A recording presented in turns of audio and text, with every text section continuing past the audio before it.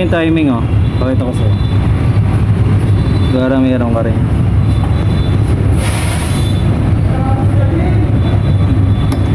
Kailangan gumagalaw yung ano niyan eh, rocker arm yan.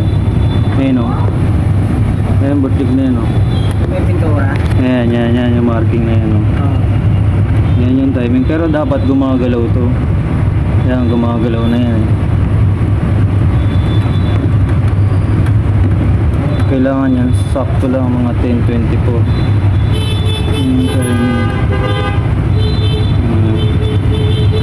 Dapat pantayan dito. Dito sa 10mm na yan. Minsan kasi ang ingay, yun nandun eh. Yung cam bearing na yun oh. Yung cam bearing na yun. Kasi